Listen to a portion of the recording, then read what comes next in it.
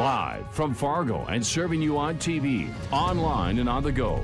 This is Valley News Live at 10. We as a community are all responsible for, helping create a community where violence is not acceptable. Holiday lights and holiday fights. End of the year celebrations can cause extra stress, which can lead to violence in the home. Local crisis centers talked to Valley News Live's Veronica Marshall today about getting help to people in dangerous situations and the cost of staying silent. A lot of families see the holidays as an opportunity to capture some joy before the end of the year, but that mentality may set them up for extra stress. So I think what we know about the holidays is that there's almost this sense of everybody needs to be happy. There's this celebration, everything's wonderful, everybody's getting along, which are goals that are completely, unattainable even for the healthiest of relationships. That tension can escalate to violence. And in Fargo, local crisis centers are full of families searching for safety. We are above capacity this week. We weren't above capacity last week. Now, experts want your help and ask you to reach out if you suspect someone is being abused. Signs include anxiety, depression, and fatigue. And what we see oftentimes is that women have been told through abusive situations that they have no value and that they're worthless. And that's just simply not true. They may say no, not at this time, or might not be willing to share, but at least you had planted the seed for them that they know that you are somebody that they could come to in a time of need. Especially because adults aren't the only ones who suffer in abusive homes. We also know that during the holidays that children also, want this picture of a beautiful, loving family. They get really excited about the holidays, and they're always in tune with what is going on with their family members. If there is domestic violence that has occurred or is occurring or has occurred in the past during the holiday season, then each time that comes, that's a reminder of that. In Fargo, Veronica Marshall, Valley News Live. There's more hope of help on the way for area families looking to start over after domestic violence. The YWCA of Cass Clay says it has the funding for 30 additional apartments for its supportive housing program. Groundbreaking for the new units is set for next spring. No snow in the FM area, but those wet roads tonight could turn dangerously slick by morning. Let's check in with Hutch to find out what we can expect for the morning commute. Hutch? Thanks so much, Mike. Our northern valley saw periods of snow showers and some rain mixing in, causing some slush on road surfaces as temperatures fall this evening. We're expecting chilly conditions. There's still a little mixed precipitation along the South Dakota border, moving south and east out of the viewing area. Your forecast shows temperatures fall below freezing and into the 20s for most of us as we go through the overnight hours. First thing in the morning, expect low 20s to mid 20s for most locations and a breeze, so wind chilly to start the day. But we will see some sun. We'll have one last day of mild conditions before big time changes are on the way. Midweek snow and Christmas chill is in the air. We'll have details on what you can expect for your holiday travels coming up here in just a few moments. All right, thanks, Hutch. A snowmobiler had to be airlifted for treatment after a crash in rural South Fargo.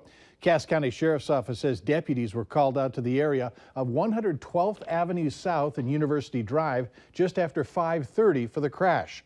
There, a 23-year-old man had unknown injuries but was wearing a helmet at the time of the crash. Authorities say they're investigating whether or not alcohol played a role in the crash. Due to their initial findings, they are not releasing the man's name at this time. Northern Minnesota farming communities say the feds are hurting them because of a surging wolf population. Cattle ranchers say that the comeback of wolves is hurting their bottom line, and it's because a federal judge put them back on the protected list after a controversial ruling in 2014.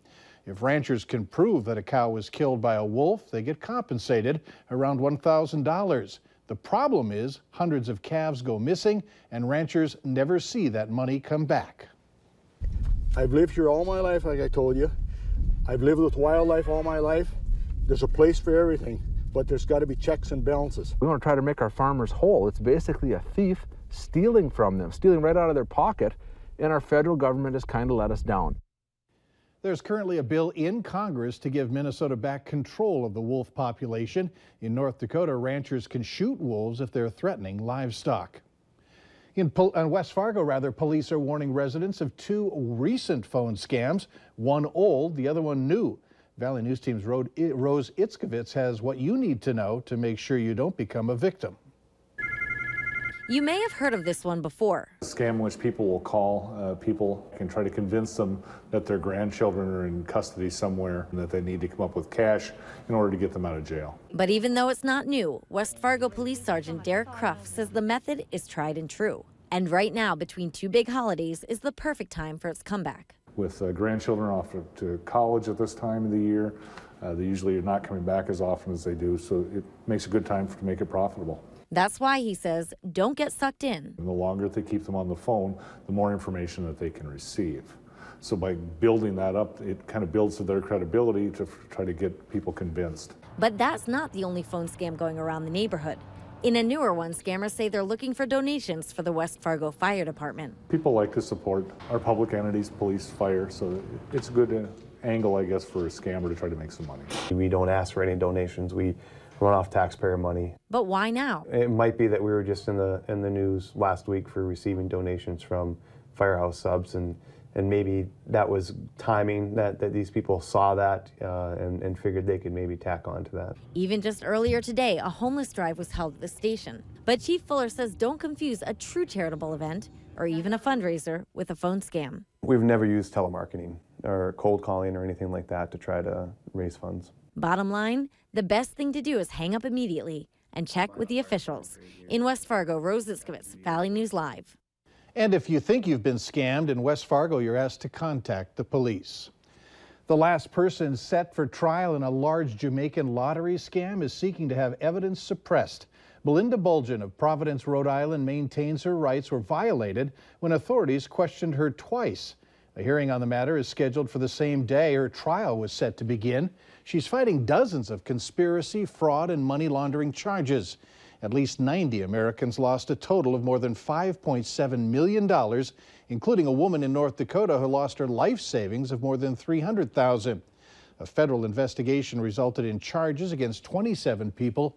2 remained fugitives in Jamaica. Later on Valley News Live at 10, conflicting reports surrounding the number of deaths from today's derailment near Seattle. Up next, did you ship any packages today? How busy it was.